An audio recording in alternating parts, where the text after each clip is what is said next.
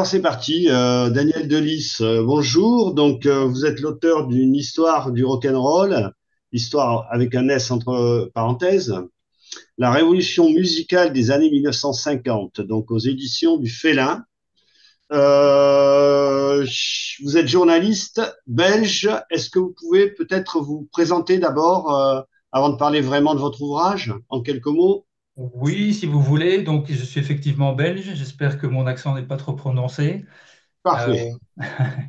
et j'ai une bonne cinquantaine d'années, là, bientôt 54. Je suis journaliste indépendant, journaliste de formation. J'ai surtout travaillé pour Le Soir, le quotidien en Belgique, Le Soir, qui est bien connu chez nous. Ouais. Aussi un petit peu pour le news magazine Le Vif, l'Express. Euh, Voilà, et l'une ou l'autre, autre chose aussi, et j'ai déjà publié avant celui-ci d'autres livres d'histoire. Mais Oui. c'était de l'histoire belge. Voilà, ici c'est la première fois que je suis dans un sujet plus international, on va dire. Oui, donc c'est votre premier ouvrage sur la musique. Bon, autant le dire de suite, moi j'ai beaucoup aimé, hein. Bon, j'ai trouvé très intéressant. Et parmi les critiques finalement que j'ai faites, c'est que c'est dommage qu'il n'y ait pas la suite. Mais bon, on y reviendra plus tard. D'accord. Donc peut-être vous me dire, je vois que vous êtes né dans les années 60, au début des années 60, vous n'avez pas connu cette révolution alors. Moi, je suis né en 1970, donc je n'ai pas du tout connu cette époque. Non, non, non, non. Mais bon, voilà, c'est une passion qui m'est arrivée. Voilà, j'avais 14 ans et dans la maigre collection de mes parents au niveau discographique, il y avait une compilation d'Elvis Presley et donc voilà, je l'ai écouté, je suis tombé sur l'un ou l'autre morceau qui m'ont vraiment beaucoup plu et voilà, ça m'a plus vraiment quitté quoi. C'est vraiment une passion depuis l'époque, enfin, depuis cet âge-là et je n'ai jamais cessé d'écouter, de me renseigner, de lire et de jouer aussi. Je suis un petit peu musicien, chanteur Ouais. aussi un peu et donc oui, voilà, c'est vraiment une musique et une époque qui m'intéresse beaucoup. Donc la transmission ne s'est pas faite par le grand frère ou la grande sœur, Non, non, non, non, non. mais par les parents, hein, si je comprends Oh, bien. bah, par les parents, mais ils y sont pour. Enfin, oui, sauf qu'ils avaient acheté cette compilation, mais c'est pas eux qui me l'ont mise dans les mains, hein, c'est vraiment moi qui suis allé la chercher. D'accord, Et d'accord. ils sont pas spécialement fans de rock and roll, donc non, c'est un petit peu le hasard qui a voulu, voilà. Et puis il y a eu une étincelle, quoi. Voilà. L'étincelle. Alors justement, pour en revenir à votre ouvrage, est-ce que vous le faites hein, quelque part dans le livre? Est-ce que vous pourriez d'abord nous dire ce que veut dire rock'n'roll Oui, alors stricto sensu, ou bien l'expression? oui, oui, oui. Donc ici, je m'attache aux années 50, donc c'est la première phase dans l'histoire du rock. C'est vraiment pour distinguer rock, qui est le nom de famille, si vous voulez, et rock and roll serait le prénom, ou le prénom du frère aîné, si on veut, voilà, si on veut rester dans cette image. C'est la première phase de l'histoire du rock. Euh, donc voilà, ça naît plus ou moins au début des années 50, 1954, vraiment pour la dénomination. Novembre 1954, même pour le dépôt du mot rock and roll, donc il y a pile 70 ans. Euh, donc moi, je m'attache surtout à l'âge d'or du rock and roll, qui dure jusqu'à la fin des années 50. Et je consacre aussi un dernier chapitre dans le livre à l'héritage un petit peu de ces pionniers des années 50, mais toujours en restant dans le rock and roll, parce que sinon on pourrait citer toutes les familles, toutes les sous-familles rock qui ont pu suivre, les Beatles, les Rolling Stones, etc. Je ne vais pas citer tout le monde, ce serait beaucoup trop long, mais il y a eu beaucoup de courants différents, mais moi je m'attache à l'héritage des pionniers du rock and roll et donc, il y a eu une vague de revival, on a appelé ça le revival dans les années 1970, 70. Donc voilà, je consacre un dernier chapitre à cette époque-là et jusqu'à aujourd'hui, parce qu'aujourd'hui encore, il y a un petit peu partout d'ailleurs, c'est assez particulier, mais grâce à Internet, les amateurs de rock'n'roll qui ne sont plus très très nombreux dans le monde par rapport à ce qu'ils ont été par exemple dans les années 70, grâce à Internet, peuvent se rassembler. Et il y a un peu partout, en fait, des festivals encore aujourd'hui qui rassemblent tous les amateurs de vintage d'une manière générale. Euh, voilà, et qui, sur un fond musical de rock and roll, avec des vieilles voitures, avec des concours de pin-up, etc. Il y a toute une communauté internationale là qui fait pas beaucoup parler d'elle, mais qui est encore bien vivace et qui peut plus facilement communiquer qu'auparavant grâce à Internet. Euh, mais pour en revenir à l'expression elle-même, hein, Oui. qu'est-ce que ça, d'où elle vient, quand elle apparaît et qu'est-ce qu'elle veut dire finalement? Bah alors, donc ça vient de l'argot noir américain. C'est une expression qui existe voilà, depuis bien avant les années 50.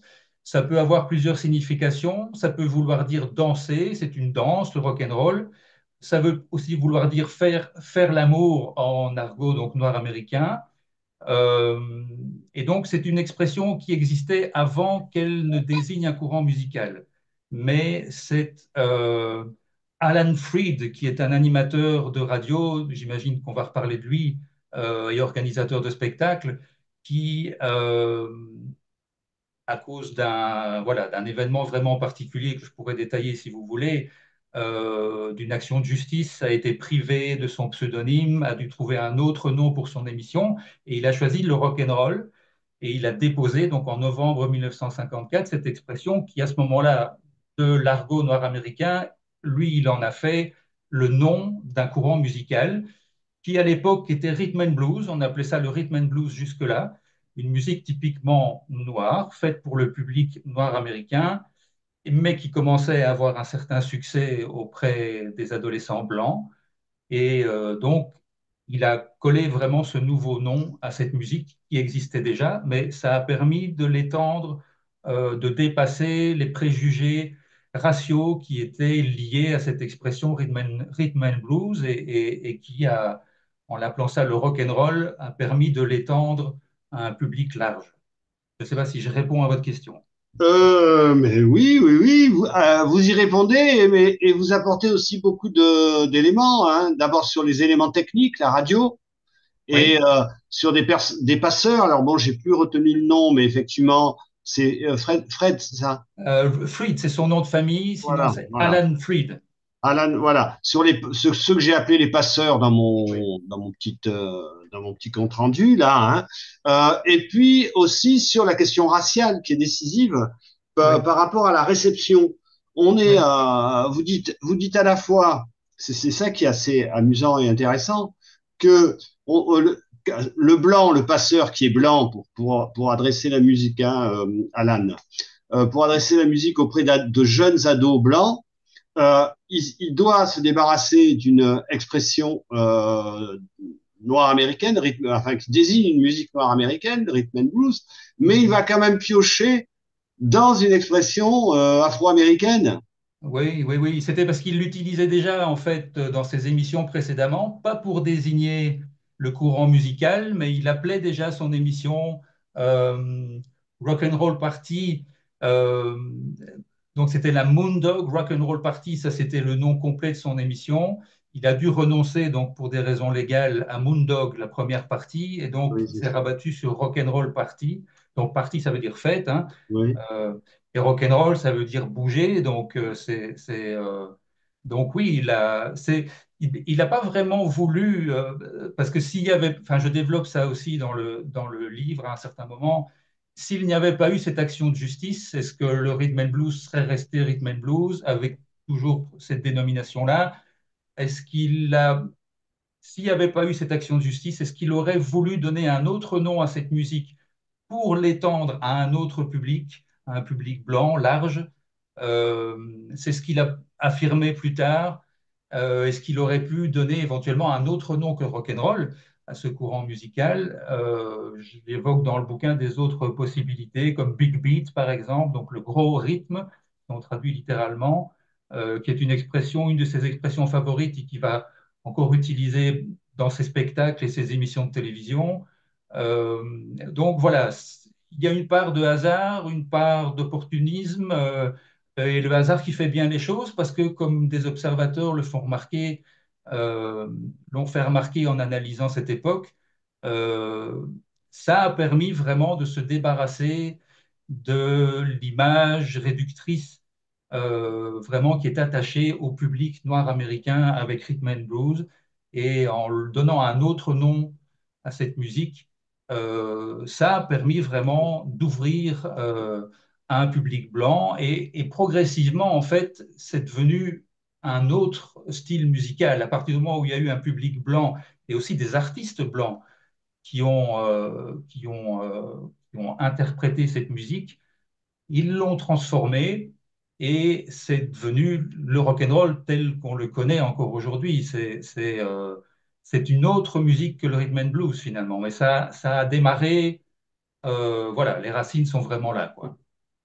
Oui, oui, oui. Alors, votre livre est intéressant parce qu'on trouve, pour l'historien, on trouve beaucoup de choses qui permettent de retracer un peu ce fil historique. Beaucoup de choses sur la société américaine.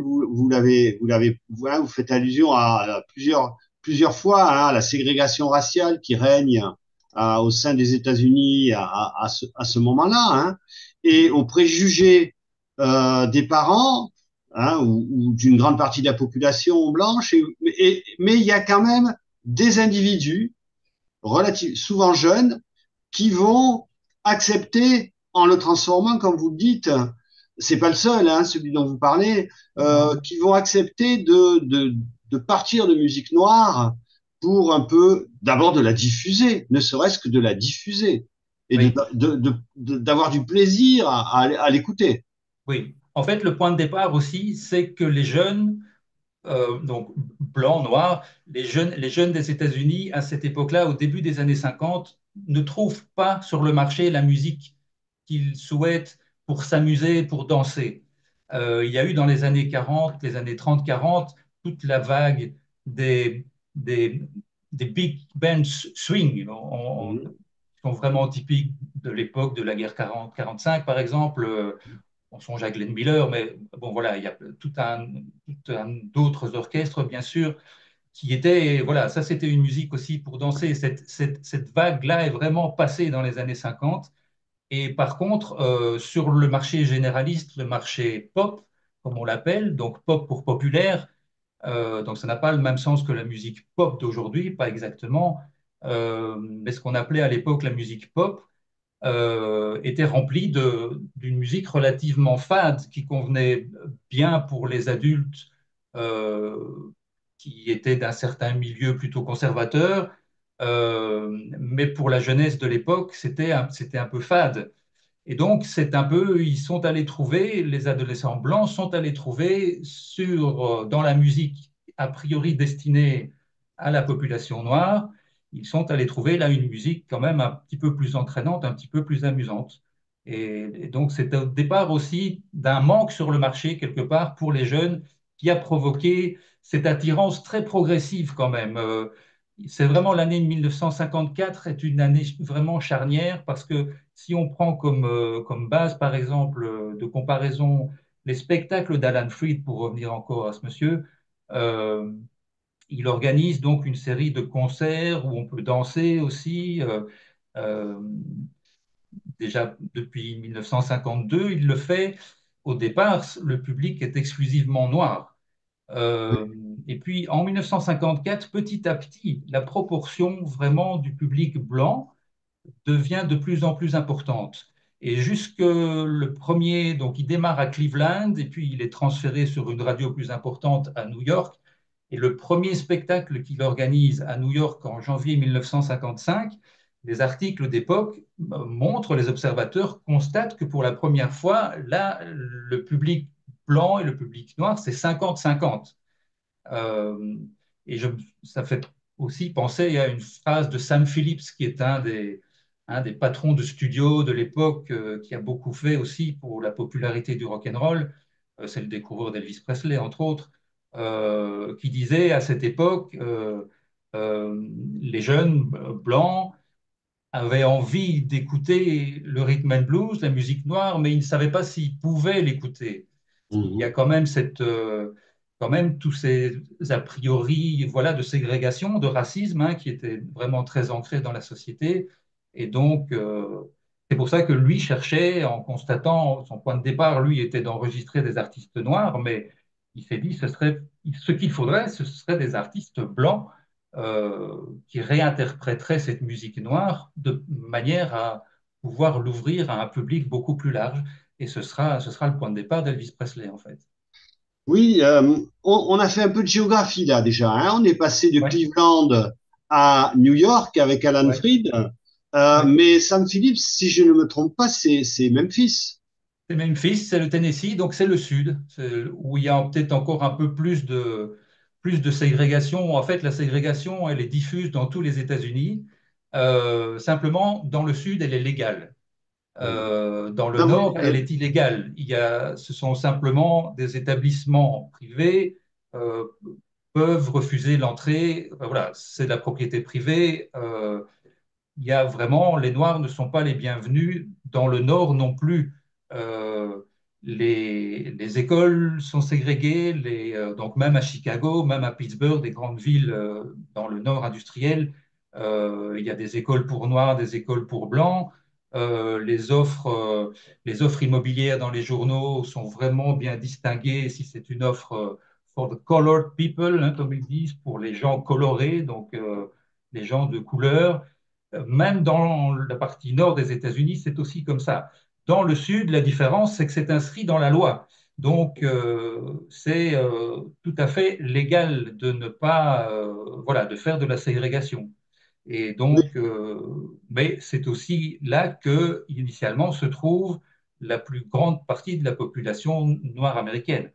Ce sont initialement, ça vient de l'esclavage, ce sont tous les esclaves qui travaillaient dans les champs de coton et voilà, qui était vu comme une main-d'œuvre nécessaire pour la rentabilité des champs de coton. Et donc, c'est quand même là, au départ, que la masse de la population noire américaine se trouve.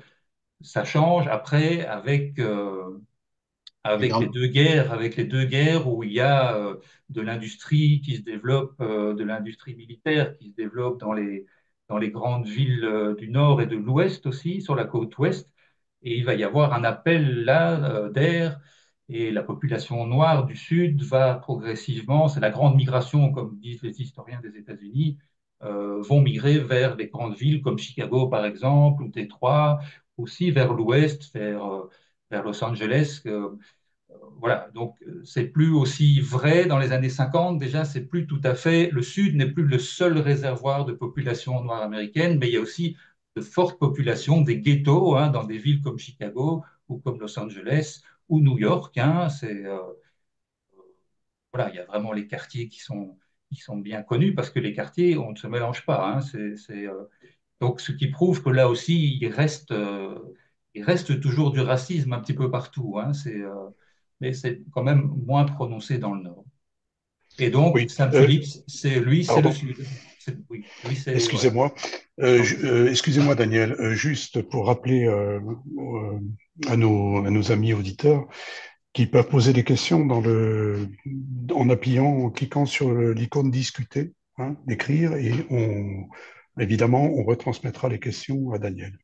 Voilà, merci. J'en profite pour dire que le livre est un livre d'histoire de la musique, hein, bien sûr, mais que vous connaissez très bien les grands traits, et vous venez de le montrer, des transformations de la société américaine que nos amis d'association ont pu repérer dans plusieurs ouvrages qui ont été recensés récemment sur l'histoire des Afro-Américains aux États-Unis. Hein. Il y en a eu deux ou trois depuis 2, 3 ans.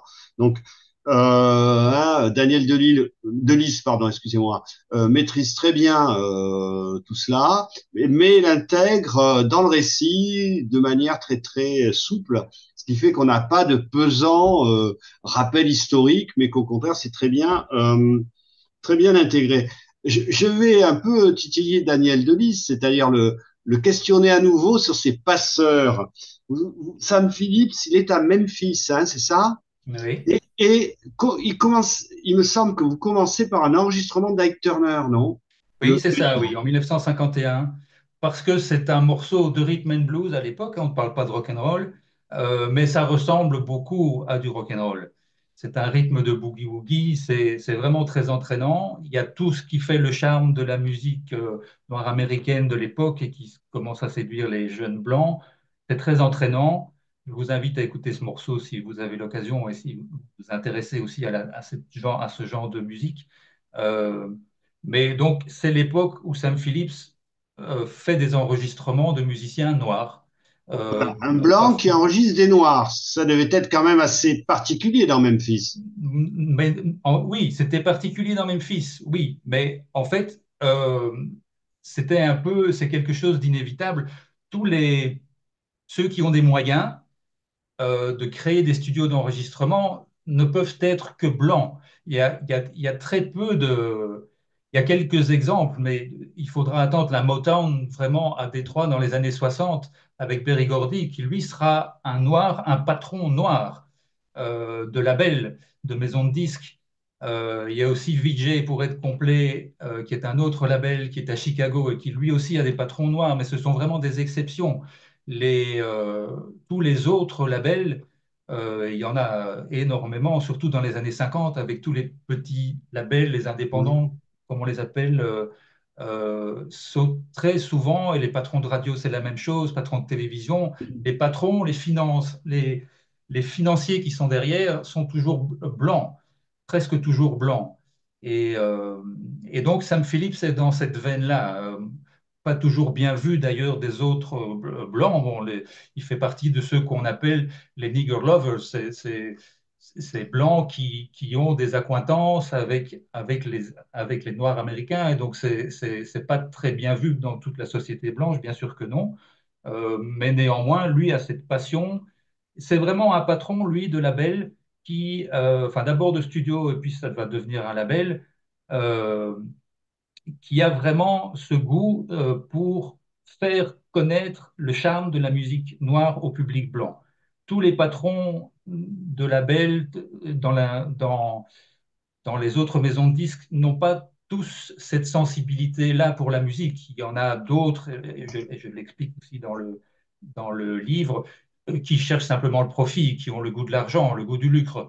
Euh, mais Sam Phillips, c'est vraiment, il se distingue aussi par ça, c'est qu'il a vraiment le goût, il souhaite vraiment que le public blanc puisse avoir un accès au charme de la musique noire. Lui, il a entendu ça dans l'Alabama quand il était jeune. Il entendait les blues, les gospels noirs. Il trouvait ça formidable et il trouvait que le public blanc manquait quelque chose s'il n'avait pas accès à cette musique. Et donc, lui, c'était vraiment ça qui le motivait.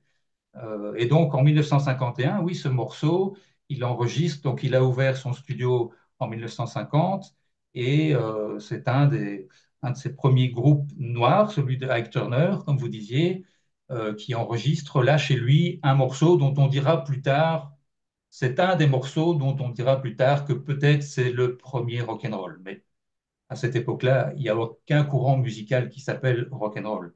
C'est clairement du rhythm and blues. Alors, vous voyez, ce qui est intéressant, c'est qu'on est à l'intersection du social, Mhm. du musical, mais aussi du technique. Parce que ce fameux Sam Phillips, il est animateur de radio et il a un studio d'enregistrement. Mais je me souviens plus précisément, parce que c'est vous qui allez nous l'expliquer, il me semble qu'il améliore et la radio et, le studio d'enregistrement. La radio, amélioration de la radio, je ne pense pas. Je ne me Oui, oui, souviens ça pas de va. ça. C'est, par contre, en matière de studio d'enregistrement et de technique d'enregistrement, c'est aussi. Alors, il va faire des expérimentations, il va faire des expériences et avec le matériel. Il y a les magnétophones à l'époque qui se développent, donc les bandes magnétiques. Euh, Avec une marque comme Ampex, hein, qui est un peu la Rolls-Royce des magnétophones de l'époque. Donc lui, en 1953, 54, non, 53, il achète un de ces appareils, il se l'offre et ça lui permet de faire vraiment, mais il trouve ça un petit peu par hasard, de recréer un écho, qui est donc une des caractéristiques du son des années 50 et de tous les disques de rock and roll, c'est l'écho. Euh, que beaucoup d'ingé sons, beaucoup de patrons de studios, de patrons de labels essayent de recréer un écho artificiel Il y a deux grandes techniques, si je peux très rapidement les aborder, voilà, un petit peu les décrire.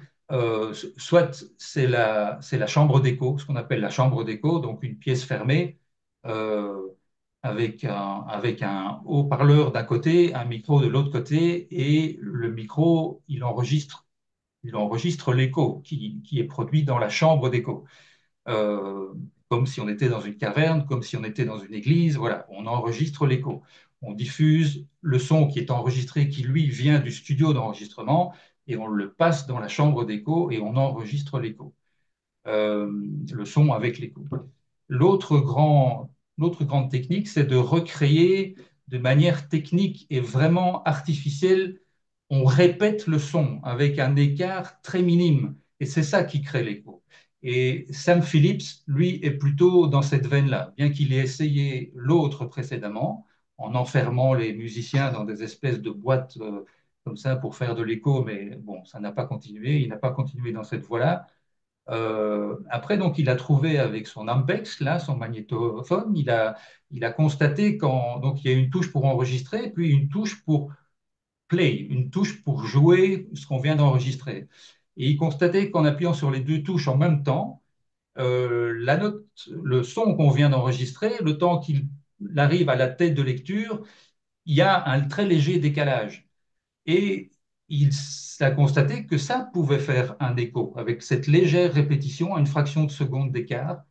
Et donc, il a acheté un deuxième appareil euh, en réservant un pour fabriquer l'écho et en utilisant l'autre pour ce qu'il est vraiment au départ, c'est-à-dire un, un moyen d'enregistrer. Bon, il fait venir le micro de chant, la guitare, la batterie, etc. Il fait venir tous les instruments et aussi l'écho qui, quelque part, est comme un instrument, un son qu'on vient rajouter, mais qui a été créé de manière artificielle. Et tout ça donne le son typique. Pour Sam Phillips, c'est vraiment le son du studio Sun, puisque c'est le nom qu'il va donner à son label, les labels, donc les disques Sun. C'est vraiment le son caractéristique. Lui, il appelle ça le slapback. Le slapback, si on veut le traduire en français, ça veut dire le claquement. Et je pense que c'est une assez bonne image du son qu'il produit. Et c'est très caractéristique. Euh, et ça fait partie aussi vraiment de l'attrait du rock and roll de l'époque. Le son fait vraiment partie du succès du rock and roll. Ça explique en partie le succès du rock and roll. Et je dis dans le livre à un moment donné, est-ce que le rock and roll pour autant est une musique de studio? Je laisse le point d'interrogation. Moi, j'ai tendance à penser que oui, parce que tout ce qui nous reste aujourd'hui comme classique du rock and roll, qu'on peut entendre sur certaines chaînes de radio ou sur certains disques ou plateformes que vous pouvez, voilà, où vous pouvez aller chercher, les grands classiques, euh, le son que vous entendez là, c'est du son de studio.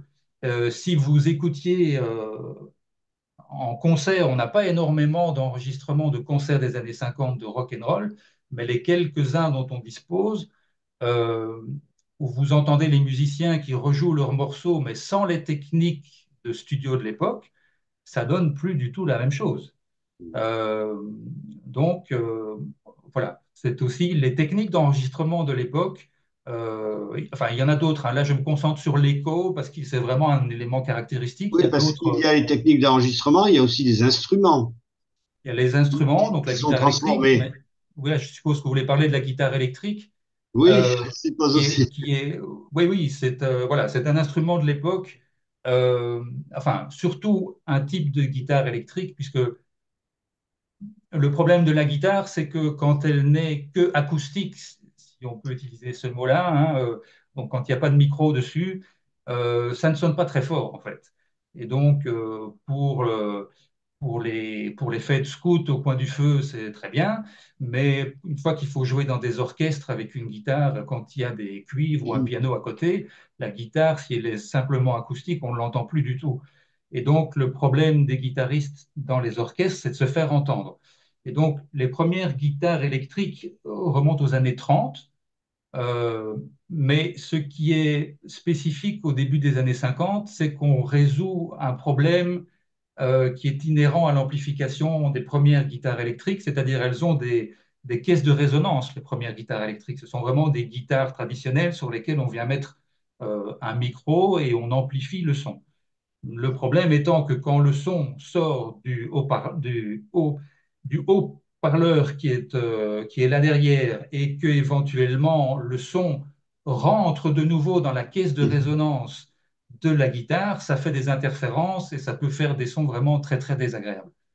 Euh, et donc au début des années 50, enfin déjà un peu avant, mais d'une manière plus artisanale, mais d'une manière plus large, plus industrielle, on va dire, au début des années 50, c'est la guitare électrique à corps plein. On dit à corps plein. Donc des guitares plates, c'est la guitare électrique telle qu'on la connaît encore aujourd'hui. Donc on enlève la caisse de résonance. C'est une petite caisse pleine. Euh, qui permet donc de ne plus avoir ces effets Larsen, ces effets de distorsion qui étaient inhérents aux premières guitares électriques.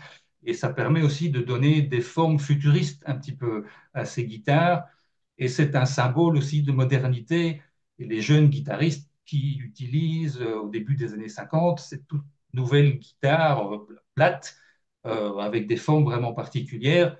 Euh, sont vraiment à la pointe. Si en plus ils jouent du rock and roll, ils sont à la pointe de la musique et à la pointe de la technique. Et bon, voilà, si en plus ils ont un certain talent, alors là, ça C'est encore devient des mieux. musiciens dont on se souviendra, comme un James Burton, par exemple, qui est celui seulement guitariste, ou un Buddy Holly, par exemple, dont le nom est peut-être un peu plus connu, Oui. qui lui est un chanteur-guitariste qui avait une de ses premières Fender, hein, la guitare Fender, la Stratocaster, lui.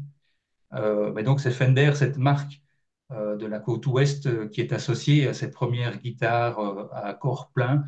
Euh, et Buddy Holly a associé son image vraiment à ces toutes nouvelles guitares. Il est un des premiers, parce que dans les années 50, les guitaristes en général restent quand même pour beaucoup d'entre eux assez fidèles aux guitares à caisse de résonance, même amplifiées, et ils s'accommodent très bien des petites distorsions et des petits inconvénients, mais ce n'est pas le même son, hein. C'est un son qui est plus chaud, qui est plus rond, alors que la guitare Fender à corps plein, c'est un son qui est plus aigu, qui est plus Bon. aigrelé, mais bon voilà, chaque école a Oui. ses aficionados, et donc voilà, mais ça fait partie de la modernité des années 50 et de la modernité du rock'n'roll. Donc la Oui, modernité des oui, années pardon, 50, Jean-Philippe. oui. Il y a une question qui est en référence aux guitares à corps plein de la part de Nota Bene. Vous faites référence à l'Esquire ou enfin ce qu'on a appelé la Telecaster. Oui, c'est ça, c'est ça. Oui, oui. Donc, oui, oui, donc je parle de la Telecaster, hein, oui, donc qui est la première en Mhm. 1951 Voilà. qui est vraiment produite en grande quantité par Fender, qui construit des guitares. Bon, en fait une guitare dont on va se moquer, dont les autres marques vont se moquer, mais après, en voyant le succès, parce que ce sont des guitares faites par Léo Fender, donc, qui n'est pas un Oui, luthier, c'est un technicien. Hein. Et donc, lui, il fait des guitares qui se démontent, qui se réparent facilement.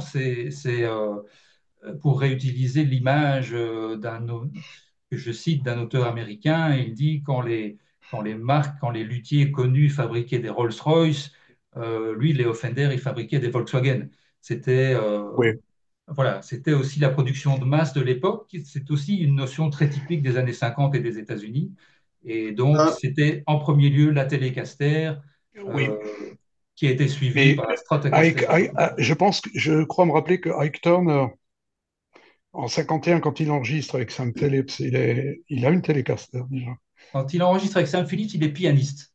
Il n'y a pas encore à ce moment-là, il y a un guitariste, mais je ne sais pas très bien sur quel type de guitare il joue en 1951, je vous avoue. Mhm. Parce on parle surtout de Ike Turner, mais qui est à ce moment-là qui est pianiste sur cette session-là avec ce Avec Jackie morceau qui Winston. est Rocket 88. Euh, donc ce fameux premier morceau qui pourrait être du Mhm. rock and roll. Oui, j'ai mis la référence pour ceux que ça intéresse dans la D'accord. discussion, hein. Et donc il joue. Donc là, il est pianiste seulement. Ike Turner. Il y a aussi des saxophones hein, à l'époque.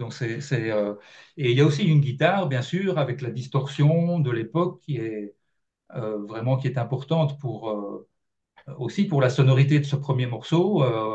Mais je vous avoue, je ne sais pas si cette guitare est à corps plein ou à corps creux. Si c'est à corps plein, c'est vraiment, puisqu'on est en mars 1951, ça voudrait dire vraiment une des toutes premières Telecaster, hein. Je vous avoue que je ne connais pas la réponse à cette question. Oui, alors on voit que cette révolution musicale du rock and roll des années 1950, elle est rendue possible par des transformations culturelles, des gens qui sont prêts à discuter avec et à entamer des dialogues avec des musiciens noirs, hein, des blancs américains. Elle est rendue possible par les transformations techniques que vous avez évoquées. Elle est aussi rendue possible par des transformations économiques et sociales, c'est-à-dire que les jeunes vont pouvoir se rendre au cinéma, euh, assister à des concerts, acheter des disques. Est-ce que vous pourriez revenir là-dessus? Oui, oui, oui. Donc ça, c'est le fait que les teenagers, vraiment les adolescents, c'était une catégorie de la population qui n'existait pas jusqu'aux années 40, jusqu'aux années de la Deuxième Guerre mondiale. Euh, elle naît en fait pendant la Deuxième Guerre parce que en fait, les parents ne sont plus là quelque part, puisque les hommes sont partis sur les champs de bataille ou dans les usines pour produire. Euh, et les femmes aussi sont mises à contribution pendant la Deuxième Guerre pour aller remplir les postes vacants dans les différentes usines. Et donc, les adolescents et la délinquance juvénile aussi est un trait caractéristique de la société des États-Unis pendant la Deuxième Guerre mondiale. Et donc, cette tranche d'âge, si on peut dire, naît vraiment dans la Deuxième Guerre. Et donc, dans les années 50, elle est toujours là, mais avec la différence que pour les États-Unis, l'après-guerre, puisque le pays n'a pas été touché par les bombardements, il concentre la moitié de la production industrielle du monde entier. Donc, il y a vraiment une période de grande prospérité aux États-Unis dans les années 50. euh, et donc, il y a beaucoup de moyens disponibles et d'argent disponible. Aussi, la consommation, le marketing, la publicité, tout ça encourage la consommation. Et donc, les adolescents ont de l'argent de poche, soit donné par leurs parents qui gagnent leur vie correctement, euh, soit qui vont eux-mêmes faire des petits boulots, mais ils disposent quand même d'un assez beau pactole qui attire l'attention des commerçants, évidemment, de ceux qui veulent vendre quelque chose. Et donc, euh, ils auront 36 sollicitations et des tentations pour acheter des. Ce sera surtout les disques, mais ce sera aussi le cinéma qui va s'intéresser à eux en leur proposant des films musicaux, par exemple, faits vraiment pour eux, ou des films sur la délinquance juvénile, fabriqués vraiment pour eux, à mettre en parallèle avec le développement de la télévision à cette époque-là, qui est qui occupe le salon familial sous le patronage du père de famille qui choisit le programme qui va être vu par la famille le soir. Il n'y a pas de télécommande, hein, c'est, euh, donc les enfants aussi, les adolescents n'ont pas spécialement l'envie de passer la soirée avec papa-maman à regarder le show de variété ou le jeu télévisé. Et donc ils vont sortir, ils vont aller peut-être au cinéma voir les films qui leur sont destinés, acheter de la musique, acheter des tourne-disques, Et la voilà, radio? ils achètent. Et donc ils ont un assez gros pouvoir d'achat et aller voir les concerts. Et donc ils vont avoir largement l'occasion de dépenser leur argent. Et oui, et alors, à ces adolescents blancs, bon, il y avait Ike Turner en 1951, vous nous dites, mais il y a aussi assez rapidement des films qui présentent des héros, des bad boys blancs, hein, je pense à Marlon Brando Oui, ou à Elvis Presley, Celle-ci, et des musiciens hein, qui sont un peu en révolte, James Dean plus tard. Alors, est-ce que vous pouvez nous dire comment finalement celui que peut-être enfin, je sais pas, vous oui, en j'ai vu parlez votre remarque dans moins, la critique. hein? J'ai dit, j'ai lu votre remarque. J'imagine que vous voulez parler d'Elvis. D'Elvis, oui. Alors, dites-moi, parce que moi, je n'y connais rien sur Elvis Presley. Je suis pas fan du tout, donc Ah, bon, dites-moi pourquoi. Peut-être j'ai eu le sentiment, moi qui suis profane, que vous parlez pas tant que ça d'Elvis Presley. oui. Mais Je n'en parle. remplacez-le dans les autres chanteurs blancs, hein. Oui, oui, oui, c'est ça. Disons que j'en parle assez tard dans le livre. Je lui Oui, consacre quand même un de mes chapitres, mais tout à pas dans fait. les premiers chapitres. Parce que, et ça, c'est une volonté que j'ai eue de ne pas non plus réécrire ce qui a déjà été écrit. Oui. Je pense que les gens qui peuvent être intéressés par ce livre aussi sont des gens qui sont passionnés de rock and roll ou qui s'intéressent à cette musique. Et Elvis Presley, dans ce public-là, tout le monde connaît déjà les grandes lignes. Et donc, je ne voulais pas répéter encore une fois les grandes lignes. Je partais un petit peu du principe que Elvis Presley, dans les grandes lignes, c'était déjà connu. Et donc, je préférais en parler d'une manière un peu plus inattendue. Et pour ça, j'en parle un petit peu dans chaque chapitre, presque, Oui, hein. Il tout à intervient fait. de temps en temps quand je parle de religion, quand je parle de Sam Phillips. Bon, voilà, il intervient, euh, mais je lui consacre un chapitre un petit peu plus tard. Voilà, c'était dans le but un petit peu de surprendre ceux qui pourraient déjà connaître dans les grandes lignes la vie, la carrière d'Elvis Presley. Mais je montre quand même, je pense que c'est euh, voilà, s'il devait y en avoir qu'un, ce serait celui-là. Mhm. Parce qu'il a été le premier blanc à faire, le premier artiste blanc à faire une fusion de la country et du rhythm and blues qui soit très homogène, qui soit homogène. Donc c'est vraiment ça le rock and roll. Et donc il a été le premier blanc à faire ça par rapport à Bill Haley, par exemple, qui l'avait déjà fait plus tôt, mais on sent dans la musique de Bill Haley vraiment les racines country de Bill Haley. Dans la musique d'Elvis Presley, le mélange est plus homogène. Et alors, à côté de ça, bon, ça c'est la musique, mais à côté de ça, il est charismatique, Elvis Presley. Oui. Il a une image, il a une façon de s'habiller qui est tout à fait particulière pour l'époque, une façon de danser qui est tout à fait particulière pour l'époque. Il fait scandale. Euh, il apparaît à la télévision en 1956 sur les chaînes nationales, il fait scandale, mais c'est comme ça qu'il se fait connaître. Euh, et tout ça fait qu'il obtient un succès dans le public, des choses qu'on n'avait jamais vues. Donc, je m'attache à sa période de 1900, quand je pointe le moment dans sa carrière en 1958 où il commence son service militaire. À ce moment-là, au printemps 1958, il obtient son 16e disque d'or d'affilée, alors que le premier date de 1956, donc 2 ans plus tôt.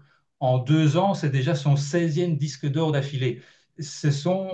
Et la presse de l'époque dit, la presse, vraiment, la presse musicale de l'époque dit, c'est quelque chose qui n'a jamais été vu. Donc, dans ce sens-là, il mérite d'être mis sur un piédestal, bien sûr.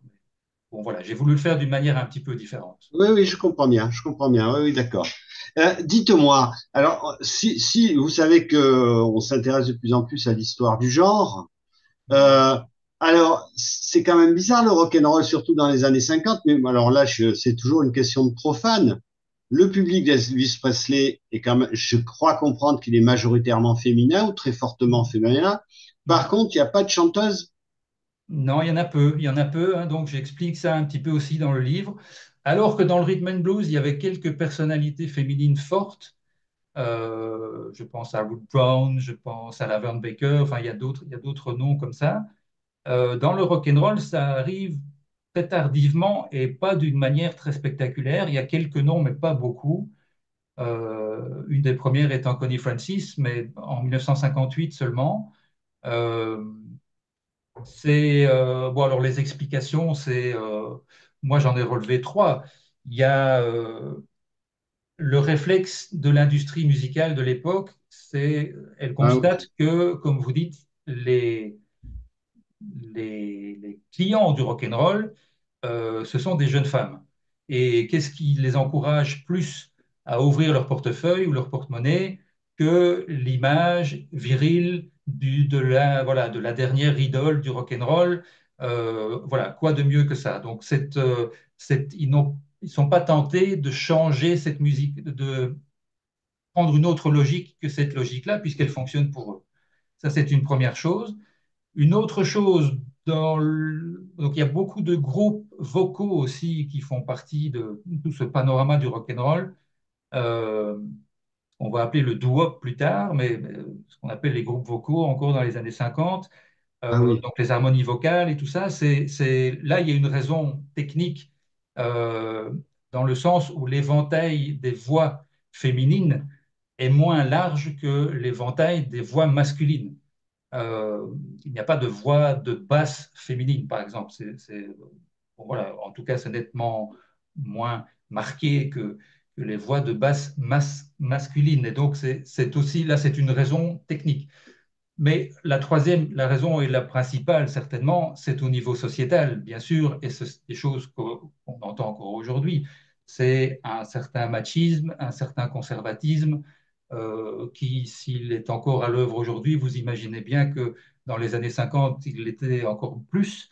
Et donc, le rock'n'roll étant vu comme scandaleux, déjà des jeunes hommes, des jeunes garçons qui se déhanchent aux heures de grande écoute, parfois à la télévision, ça passe déjà très très mal. Il ne manquerait plus que les femmes s'y mettent, quoi. C'est aussi ça. Les femmes, les jeunes filles aussi ne sortent pas dans les rues. Elles ne se rencontrent pas, elles ne se rencontrent pas sur les trottoirs pour commencer à faire des groupes de musique. Bon, voilà, c'est vraiment une autre répartition dans la société et dans les familles. Et donc, tout ça n'encourage pas l'apparition d'artistes féminines de rock'n'roll. Encore moins celles qui auront du succès, voilà, parce qu'il y en a l'une ou l'autre voilà, qui aujourd'hui ont une réputation de femmes dans le rock'n'roll, mais qui, au niveau des hit parades à l'époque, ont eu très très peu de succès, quoi. Donc voilà, mais tout ça s'explique malheureusement par certaines choses qui existent Oui, encore aujourd'hui. j'ai Ouais, une question, Daniel, en rapport avec ce que vous dites. Euh, quel lien y a-t-il avec ce que j'appelle la sexualisation de la société américaine à partir des années 50, ou plutôt en quoi le rock'n'roll a peut-être catalysé ça, ou a permis le développement d'une certaine émancipation sexuelle de la jeunesse américaine? Ou- oui, peut-être. C'est un aspect que je ne creuse pas dans le livre. Il y a eu des... Il est très possible qu'il y ait un tome 2 à ce livre et c'est un aspect que je prévois de Tant développer dans mieux. un autre tome. Mais oui, il y a eu dans les années 50 il y a eu des études scientifiques qui ont montré euh, qui ont mis en lumière toutes les contradictions entre l'image rose bonbon des années 50, avec le pavillon de banlieue, avec la pelouse qui est bien tondue, enfin, voilà, avec le monsieur qui part avec son attaché-caisse le matin, le chapeau enfin, voilà, dans son complet, avec une cravate. Une société très lisse en apparence et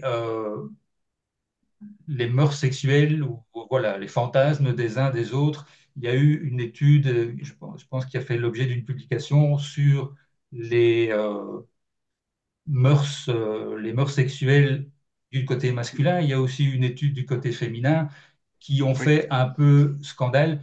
Je ne, voilà, je ne creuse pas ce sujet dans le premier tome, mais il y aura matière pour le deuxième tome. Il y a des choses qui sont vraiment spéciales. Il y a des morceaux qui sont interdits d'antenne parfois. Euh, il y a un instrumental, par exemple, un morceau instrumental, donc là où il n'y a pas de parole, Mhm. mais qui s'appelle Rumble, par exemple, un morceau de Link Wray de 1958, avec beaucoup de distorsions dans la sonorité de guitare. Et Rumble, ça veut dire une bagarre, ça veut dire une rixe.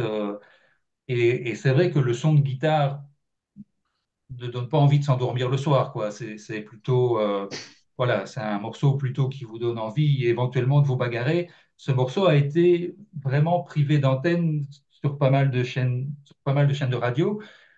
Par contre, il y a un morceau, moi j'ai toujours été un petit peu étonné par un morceau qui a eu beaucoup de succès, qui s'appelle Party Doll, en 1957, si je ne me trompe, de Buddy Knox, un artiste qui s'appelle Buddy Knox. Euh, qui chante Come Along and Be My Party Doll, I'll Make Love to You. Je vais te faire l'amour. C'est vraiment dit d'une manière textuelle. Ce morceau est un classique des années 50 et à ma connaissance n'a pas été interdit sur les radios. Et je n'ai jamais lu nulle part aucune remarque là-dessus. C'est c'est quelque chose que j'étudierai un petit peu plus dans le tome 2. Mais d'une manière générale, les années 50 restent quand même des années d'un grand conformisme. Oui, Euh, puritanisme, tout oui, ce bien qui est sûr. les minorités, les femmes, les homos, les noirs encore, restent quand même voilà, des publics très maltraités, quoi. Donc, on est loin d'une époque d'ouverture et d'une époque, d'où le scandale fait par Elvis Mm. Presley et d'autres qui se déhanchent Voilà. aux heures de grande écoute, quoi. Oui, alors, Merci. vous parlez d'un morceau ou I Just Want to Make Love to You. Il me semble qu'il y a un morceau de Muddy Waters, là, comme Oui, ça. Hein. oui, lui qui s'appelle comme ça. Mais là, justement, là, on est dans le rhythm and blues, même un blues de Blues. Chicago, du début des années 50, 54, je pense. Mais ça, c'est vraiment un morceau pour le public noir américain. Et c'est typiquement le genre de morceau qui n'était pas du tout diffusable sur une chaîne blanche pour un public blanc. Euh, bon, sauf les Mavericks, sauf vraiment les rebelles, un type comme Alan Freed peut-être a pu le diffuser, ou d'autres disques jockeys, d'autres Mhm. animateurs de radio ont pu éventuellement le diffuser à minuit ou encore plus tard. Mais c'est vraiment là ce qui faisait la différence entre une musique, un disque, une production musicale qui était destinée au public noir et pas au public blanc. Entre autres pour ça, le public noir était connu. C'était d'ailleurs une musique pour les adultes, hein. Le rhythm and blues était rempli de sous-entendus sexuels, Oui. mais il était destiné à des adultes noirs américains.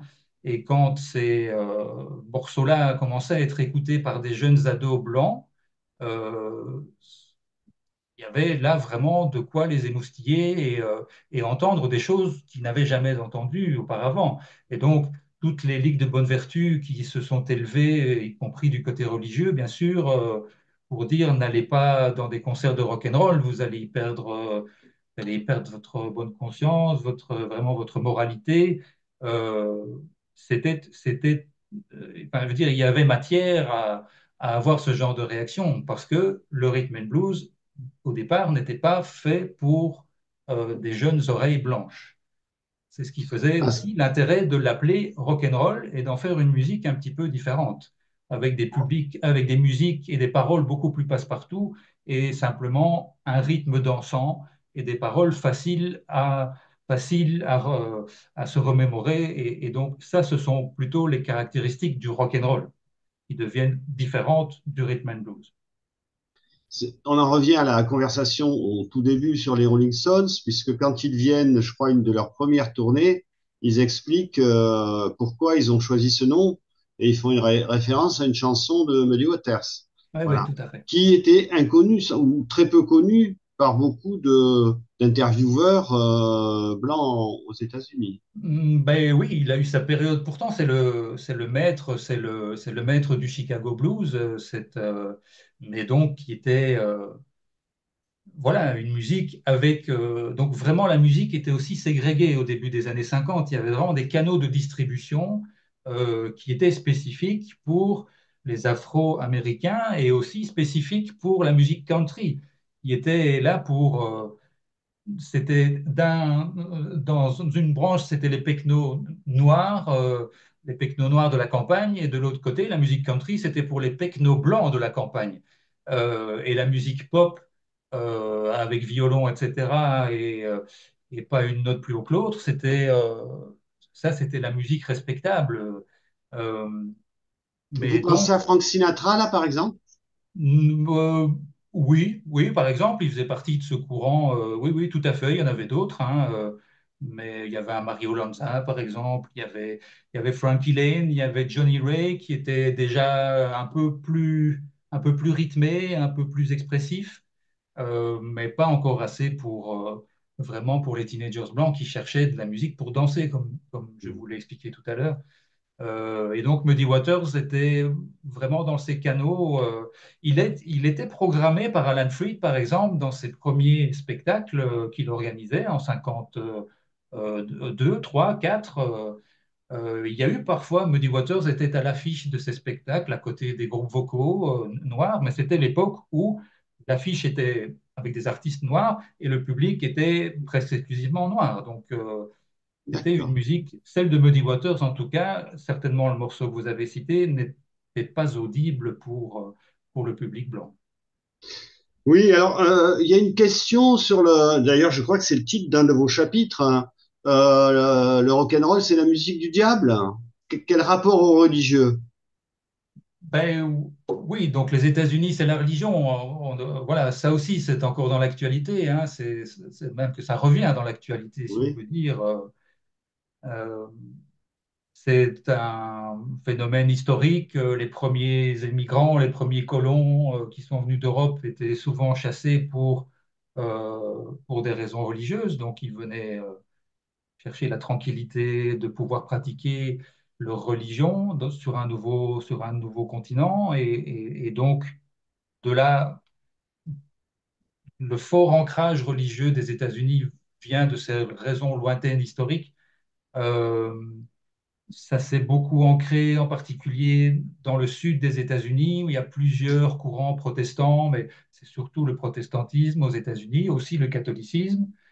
Euh, et donc, c'est beaucoup de jeunes musiciens, de jeunes artistes qui vont devenir des rockers, ont découvert la musique dans la chorale de l'église, tant du côté noir que du côté blanc. Mais là aussi, même les églises étaient ségrégées. Il y avait les églises noires pour le public noir et les églises pour les pratiquants blancs. On ne se mélangeait pas non plus, même pas dans les églises. Ah, on pourrait se dire, là au moins dans les églises, voilà, avec les beaux principes religieux, ils auraient pu se mélanger, mais non, même là, il y avait là aussi une ségrégation. Et donc la religion, le contact avec la musique aussi, pour de nombreux musiciens, se fait par l'Église. Et donc avec tous les cas de conscience pour les rockers, les gens qui font du oui. rock and roll, euh, tous les déhanchements, voilà, les paroles un peu suggestives éventuellement de certains morceaux. euh, Ça peut entrer en contradiction, évidemment, avec leurs principes, les principes qu'on leur a inculqués depuis qu'ils sont petits. Et donc, je cite là dans ce chapitre les cas particuliers de Jerry Lee Lewis, Ah voilà. Oui. roi du piano rock'n'roll, qui a fait, voilà, qui est un des pionniers emblématiques de l'époque. Aussi Little Richard, donc lui c'est un noir, un pianiste noir, qui sont fort imprégnés de religion tous les deux. Et donc, ça leur pose vraiment des problèmes de conscience. Alors, Jerry Lee Lewis a fait un bref passage par un séminaire. Il s'en est fait renvoyer après avoir joué je ne sais plus quel cantique à la manière Boogie Woogie. Donc, ça n'a pas plu. Enfin, lui dit que ça a plu à beaucoup de gens, sauf aux responsables du séminaire qui l'a mis à la porte. Euh, mais il n'a pas continué. Mais ça lui donnait quand même des cas de conscience. Par contre, Little Richard, lui, a quitté, a fait pendant quelques années, était un pionnier du rock and roll entre 1955 et 57. Euh, et puis, il a abandonné la musique profane pour lui voilà, pour aller dans un séminaire et pour se consacrer aussi à la religion. Et puis, il reviendra plus tard à la musique profane. Mais la religion est vraiment quelque chose d'important. Oui, aussi par exemple, le parcours d'Elvis Presley, c'est c'est vraiment quelque chose de majeur chez lui. Pour se détendre, par exemple, quand il fait un enregistrement, dans un studio d'enregistrement, il commence toujours, d'abord, il arrive en retard, ensuite, il commence par manger avec les musiciens, avec tout le monde. Et puis, troisième étape, il doit se détendre avant de commencer. Et donc, pour se détendre, il joue du gospel, il chante du gospel. C'est parce que c'est la musique de son enfance et c'est une de ses. Et d'ailleurs, son fameux déhanchement vient de ce qu'il a vu de son groupe vocal blanc préféré. Euh, Là, c'était, voilà, je crois que c'était la voix basse de ce groupe qui était une personne corpulente avec les pantalons bouffants de l'époque, ce qui fait que le moindre mouvement de jambe était encore amplifié par les gros pantalons de l'époque. Et donc, voilà, lui a repris un petit peu ça. Mais il y a beaucoup de liens avec la religion. D'accord. Musique vaudou, musique du diable, demande quelqu'un. Le Sud, le Bayou a beaucoup irrité. La Louisiane, le Bayou ont beaucoup irrité la Oui, oui, musique oui, noire. c'est aussi, c'est un des, donc je cite la Louisiane, je cite la Nouvelle-Orléans de temps à autre dans ce volume-ci. S'il y a un volume 2 et il y en aura un, je pense, c'est une chose que je vais aussi approfondir. Donc il y a une bonne partie de la production quand même du rock'n'roll qui est lié à la musique de la Nouvelle-Orléans et qui a vraiment des caractéristiques propres. Beaucoup de cuivre, beaucoup de piano, pas beaucoup de guitare par rapport à d'autres villes, à d'autres styles de rock'n'roll. Euh, des gens comme Fats Domino, par exemple, sont vraiment, ou bien Little Richard, dont je viens de parler, sont vraiment des gens qui sont emblématiques de la musique de cette région. Je parle assez peu dans ce volume-ci de Fats Domino. C'est une chose que je vais développer dans le futur tome. Mais oui, il y a en fait différents styles de rock'n'roll, hein. Il n'y a pas un seul style de rock'n'roll. Il y a le style plus Memphis à la Sam Phillips qui est plus proche de la musique, plus proche de la musique country. Et là, on parlera plus de rockabilly d'ailleurs. Quand il n'y a pas de batterie, par exemple, et c'est la contrebasse qui fait office de percussion, on fait slapper, on fait rebondir les cordes de la contrebasse sur le manche de la contrebasse et c'est ça qui fait office de percussion. Ça, c'est le rockabilly, plus de la région de Memphis, par exemple, qui est typique du studio Sun. Euh, un rock and roll plus noir, plus afro-américain du côté de Chicago. Euh, il y a tout ce qui est le rock and roll, plus des groupes vocaux, qui est aussi une tendance plus citadine. Euh, et donc, il y a le rock and roll, oui, de la Nouvelle-Orléans, qui a une autre sonorité. Donc, comme je disais, il y a moins de guitare, plus de piano. Le piano est mis en avant. Il y a beaucoup de cuivres qui ne sont pas toujours présents dans les autres styles. Euh, et voilà, c'est un aspect dont je parle peu dans ce premier volume, mais qui devrait être développé plus tard. Euh, Est-ce qu'il y a d'autres questions ou je poursuis? Euh, Pardon, il y a une question, Marie, qui pose la question de la différence entre le rock et le boogie-woogie. Vous avez répondu, Daniel, à propos de boogie-woogie rock'n'roll. Peut-être que le rock, il faut peut-être préciser que c'est pas le rock'n'roll. Je ne sais pas. Je vous Ah, laisse la parole. mais c'est une base. En fait, le boogie-woogie a été à la mode. Il y a eu une grosse vague boogie-woogie à la fin des années 30, suite à un spectacle qui était organisé, je ne me souviens plus du nom, je pense que c'était à New York, euh, où les musiciens blancs ont découvert vraiment le boogie-woogie, qui est donc une musique qui est en fait, si on veut le dire de manière courte, c'est du blues rapide joué au piano, au départ donc par les artistes noirs. Euh, et donc c'est une base pour le rock'n'roll, puisque le rock'n'roll partage, même s'il est difficile de donner une définition du rock'n'roll, mais partage beaucoup de choses avec la musique blues, la structure en 12 mesures, et donc, ce sont des choses qu'on retrouve aussi dans le boogie-woogie. C'est d'ailleurs quelqu'un comme Chuck Berry, par exemple, qui est un autre des grands pionniers dont on n'a pas encore beaucoup parlé. Lui, il dit son style de guitare, qui est vraiment caractéristique et qui est caractéristique du rock and roll. euh, Lui, il explique qu'il trouvait que c'était beaucoup plus simple de le faire comme lui le fait à la guitare, le rythme du boogie-woogie. Il cite le boogie-woogie. C'est beaucoup plus simple de le faire à la guitare que de le faire au piano. Et c'est pour ça qu'il l'a fait de cette façon-là et qu'il a développé ce rythme au départ du boogie-woogie, mais qui est devenu typique du rock and roll. quelqu'un comme Clapton, Eric Clapton, voilà, très connu, dit que si on veut jouer du rock and roll à la guitare, on finira toujours par jouer comme Chuck Berry parce qu'il n'y a pas beaucoup d'autres manières, dit-il, de jouer du rock and roll à la guitare que en imitant Chuck Berry. Donc, ça vient du boogie-woogie. C'est un des ingrédients.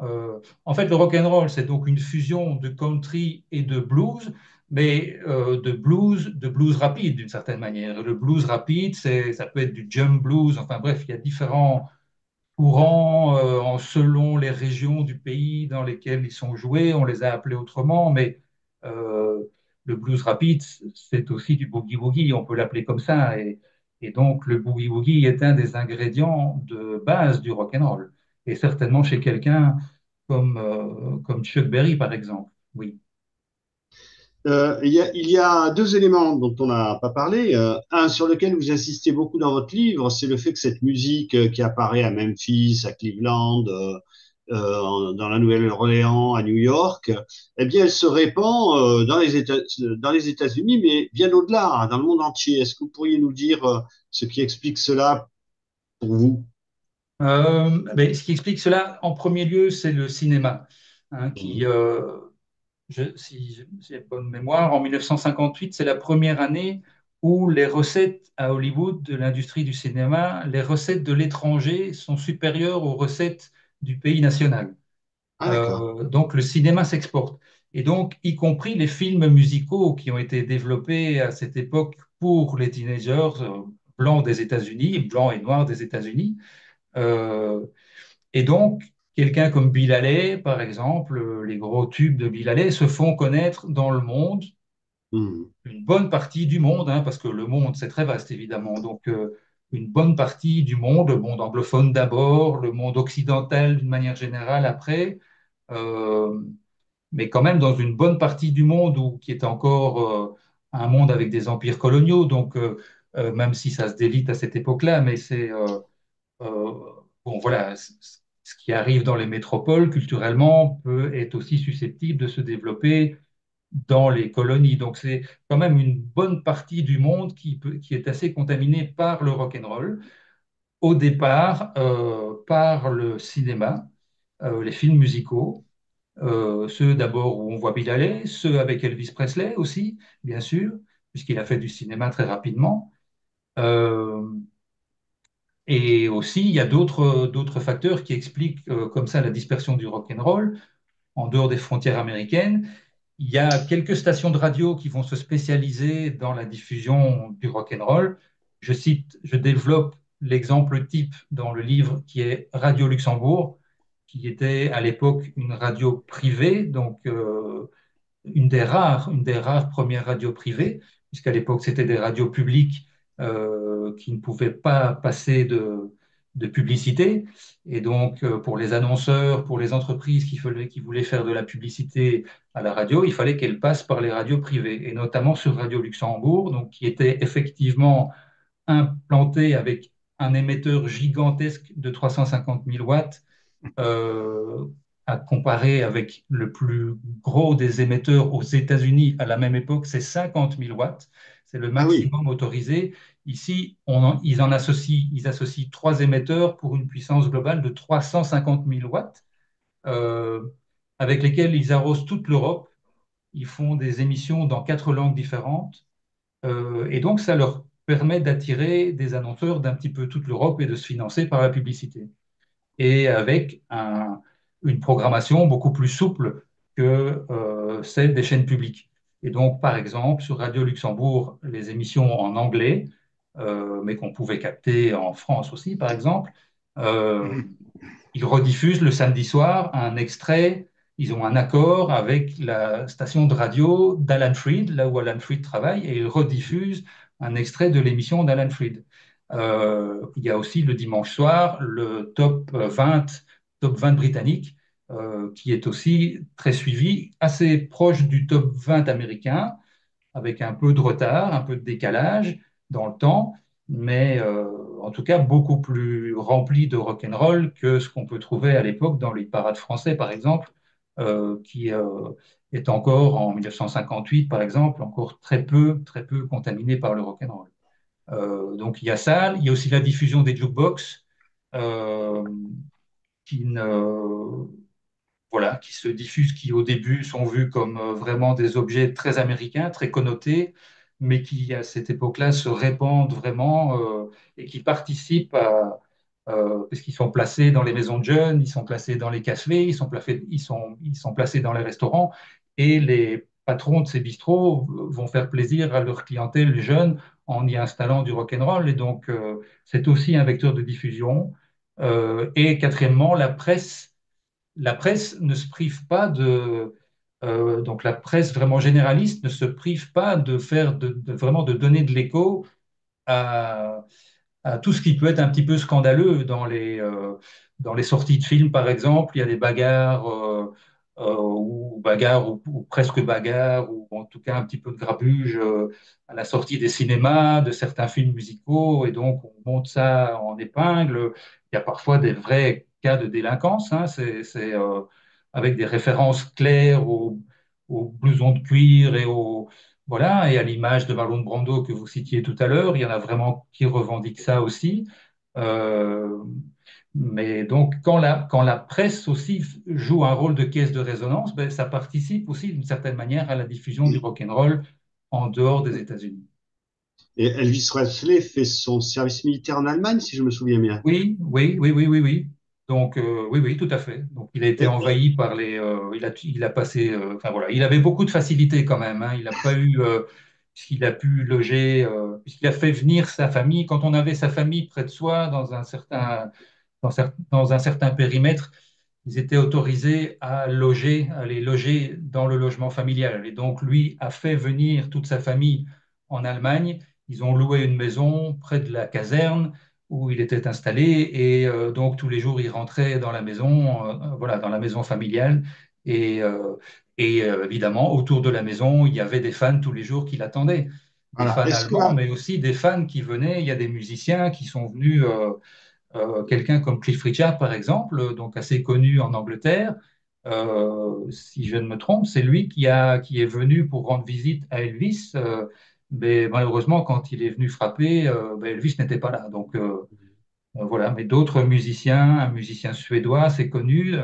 Parce qu'Elvis Presley a fait beaucoup d'émules déjà un petit peu partout. Il avait déjà à cette époque beaucoup d'imitateurs un petit peu partout en Amérique du Sud, au Japon, euh, et chez nous, hein, aussi des Allemands, voilà, je veux dire en Europe. Euh, donc, je crois que le Little Gerhard, si je ne me trompe, qui est le Scandinave, qui est un petit peu l'Elvis Presley scandinave, a réussi à avoir sa photo avec Elvis Presley à l'époque où il était cantonné voilà, pour son service et militaire en Allemagne. dites, oui, vous signalez à plusieurs reprises que ça s'étend même dans les pays de l'Est, hein, sous Oui, l'influence communiste. soviétique. Ouais. Mais bon, alors ma question portait pas là-dessus, mais je voulais juste le rappeler, hein, vous n'oubliez pas les pays de l'Est. Mhm. En France, quel serait un peu le premier rocker français selon vous? Oh. Là, si je vous réponds franchement, je vais me faire des ennemis. Parce Ah, je que sais pas moi. Oh, alors, ben oui, parce qu'il y a, bon voilà, je dis dans le livre, dans le dernier chapitre où on parle vraiment, enfin, où je parle de l'héritage, de ce qui reste un petit peu de ces années pionniers, euh, je cite quelqu'un comme Jesse Garonne. Je ne sais pas si vous vous souvenez de Jesse Garonne, la pas deuxième du tout. moitié des années 80, il a eu quand même un peu de succès dans les hit parades. Euh, il a présenté une émission de télévision à l'époque, il a fait un peu de cinéma. Donc voilà, dans la deuxième moitié des années 80, il était un peu connu. Euh, il est passé à Champs-Élysées, hein, vous vous souvenez de Champs-Élysées, présenté par Michel Drucker. Et je dis dans le livre que enfin un rocker français digne des aînés. Euh, Et, et j'ai envie de dire que, comment notre dites-vous? Johnny franco-belge. Voilà, voilà. Alors évidemment, premier nom qui vient à l'esprit, c'est voilà, c'est celui de Johnny. il y a celui évidemment d'Eddie Mitchell, il y a, enfin voilà, tous les noms que vous connaissez bien, mais qui sont plutôt dans le yéyé du début des années 60. Le début de la carrière de Johnny Hallyday, c'est 1960. Mm. Euh, dans les années 50, en 1958, qui est une année sur laquelle, à un moment donné, je développe voilà, la fin de l'année 1958 en Europe. À ce moment-là, il a 15 ans seulement. Il ne s'appelle pas encore Johnny, hein, c'est Jean-Philippe Smet.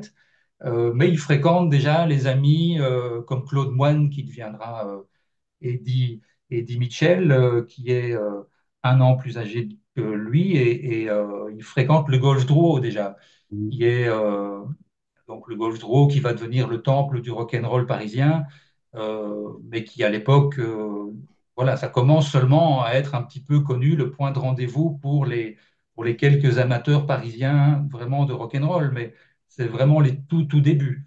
Euh, Quand vous dites yéyé, Daniel, vous voulez dire quoi par rapport à... quand je dis quoi? Quand vous dites yéyé, Oui, musique oui. yéyé, Johnny, etc., ses débuts, vous pouvez préciser un peu Oh, pour nos auditeurs? bah, c'est le nom qu'on a donné. Enfin, je ne sais plus. Si, je pense que c'est Claude Sarraute qui a donné ce nom à travers un article de presse, où je pense, ou une autre plume célèbre. Je ne sais plus si c'était elle, mais qui a donné le. C'est peut-être pas elle, je me souviens plus exactement. Mais une plume célèbre qui a donner ce surnom, bah, évidemment parce que voilà, les rockers français disaient souvent yé yé, et donc voilà, on a trouvé ce nom-là et il est resté pour définir cette époque, cette génération de musiciens qui étaient fans de rock and roll, mais qui en ont fait une version, voilà, qui à mes yeux ne vaut pas celle des pionniers des États-Unis.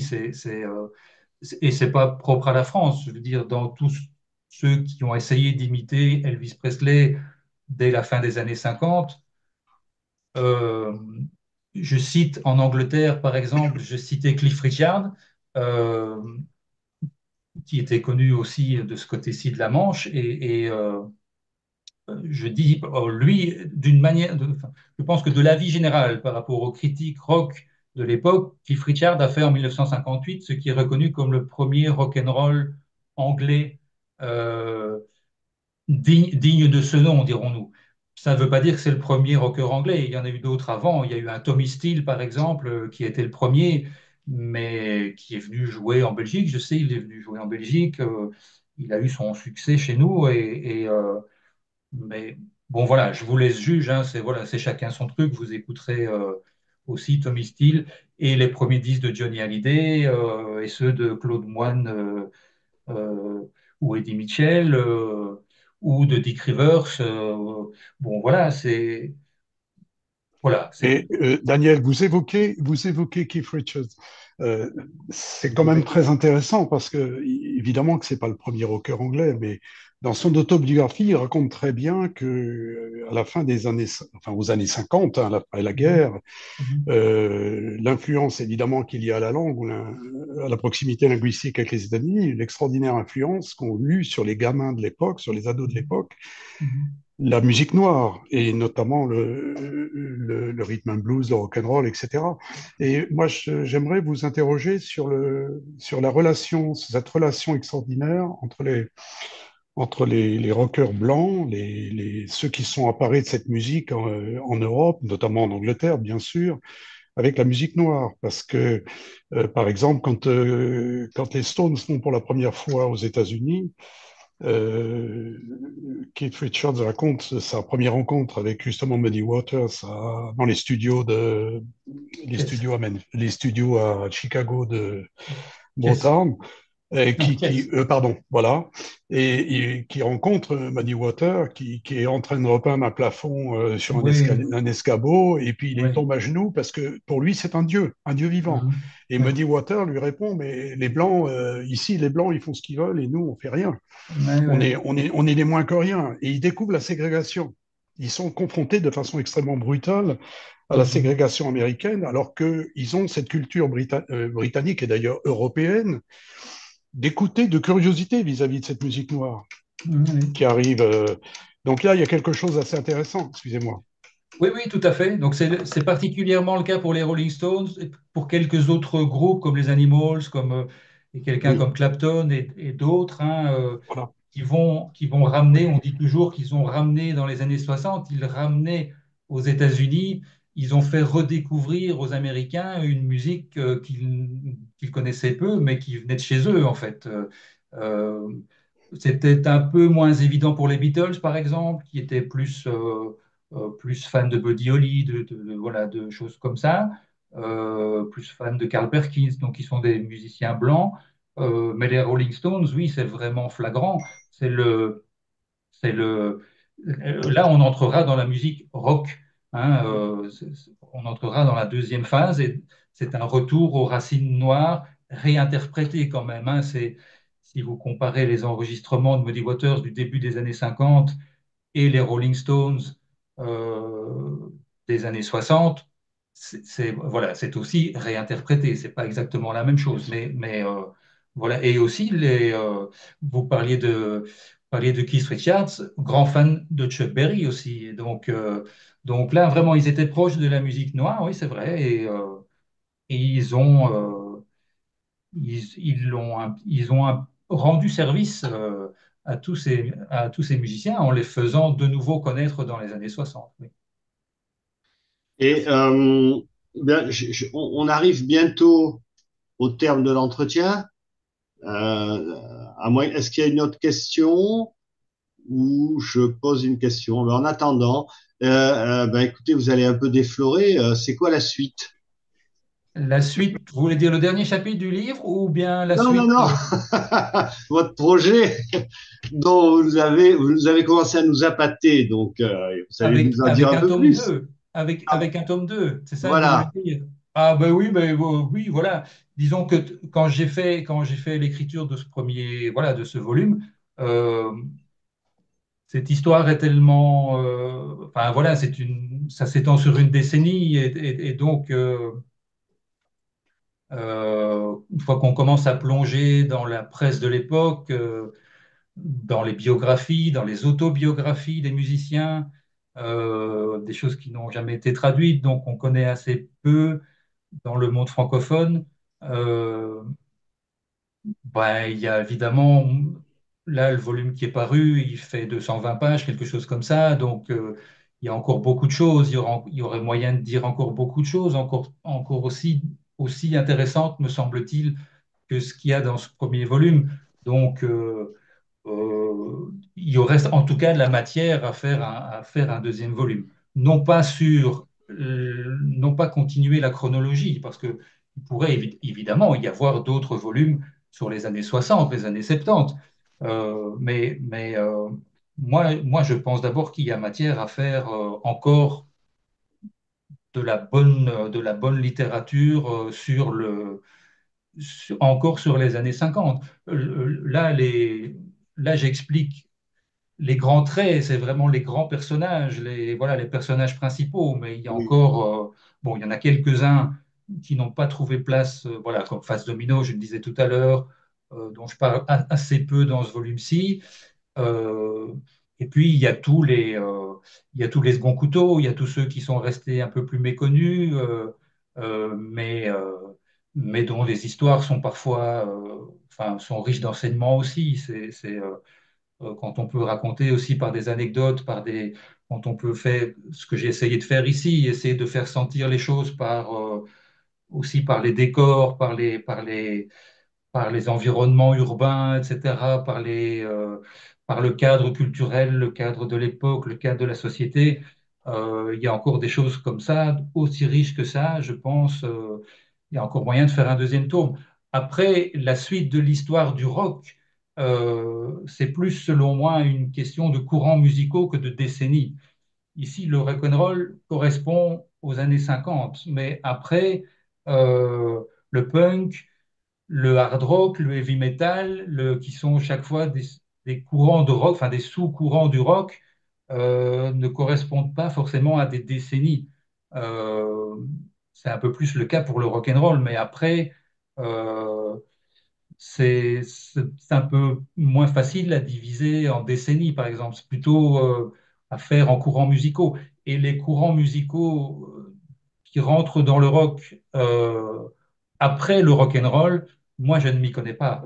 J'ai voilà, j'ai vraiment une passion pour le rock and roll, nettement moins pour les musiques suivantes, pour les courants suivants. Donc, il y a certainement matière, et ça a déjà été fait, parce que je voyais votre remarque aussi dans votre critique, où, où je pensais vous qui écriviez que, qu'à votre connaissance, ça n'avait jamais été fait ou Je suis pas, pas très connaisseur, hein, je l'avoue. je pense qu'il y a déjà une abondante littérature sur, si vous faites la somme de tout ce qui a été écrit sur, non, je pense qu'il y a déjà beaucoup de choses qui ont été faites. Euh, je pense que le rock and roll, la première étape, maintenant, il y a très peu de gens qui ont vécu ça, qui sont encore vivants. Donc, je pense qu'il y a matière là à faire redécouvrir quelque chose pour lequel on a encore très peu de témoins maintenant qui sont encore vivants. Et donc, je pense qu'il y a matière à redécouvrir quelque chose et il y a un public pour ça. Hein. Ce sera aussi un aspect à développer dans un autre volume. C'est parce que je parle très vite à la fin du livre ici de tout ce public actuel qui se passionne pour le vintage, pour le rétro. Euh, Parfois des dizaines de milliers de personnes qui se déplacent pour aller dans des festivals comme ça, avec encore des musiciens très jeunes qui continuent vraiment de se passionner pour cette musique-là, qui la réinventent un peu, mais avec les références clairement dans les années 50. Euh, Pourquoi y a-t-il, voilà, il y a peut-être un aspect sociétal là aussi à creuser un peu. Pourquoi ce retour comme ça, alors qu'il y a une offre musicale actuelle, contemporaine, qui est déjà voilà, pléthorique? Est-ce que, bon voilà, je creuserai ça aussi s'il y a un autre volume, Alors, ce sera un aspect que je creuserai aussi. mais écoutez, en ce qui me Merci. concerne, vous avez répondu à beaucoup de questions que je me posais. Je dis encore tout le bien que je pense de votre ouvrage, Merci. qui m'a vraiment intéressé et qui aborde de nombreux aspects. Donc, je ne sais pas s'il y a d'autres questions. Je laisse la place à d'autres et je vous remercie encore. Mais c'est moi qui vous remercie hein, Oui. pour l'invitation. Voilà. Oui, bah écoutez, on va conclure sur cette belle note optimiste, Daniel, du retour du rock and roll dans les jeunes générations. Je trouve ça très sympathique, très sympa et très chouette, hein. On vous remercie beaucoup. Il y avait plein de choses intéressantes. On a beaucoup appris, je pense. Bon, et on sera très content d'avoir une vidéo qui sera sur notre site, hein, qui permettra à tous ceux qui... Oui, Nota Bene, merci. Merci à vous aussi d'avoir été là. Hein. Donc, on aura la vidéo sur notre site et je pense que fera plaisir à tout le monde. Et puis, peut-être lire le compte-rendu de Jean-Philippe pour avoir envie d'acheter le livre de Daniel. Et rendez-vous pour le tome 2, Daniel. D'accord? Ok, Merci rendez-vous est beaucoup. pris. Merci. Au Merci à revoir. vous. Au revoir.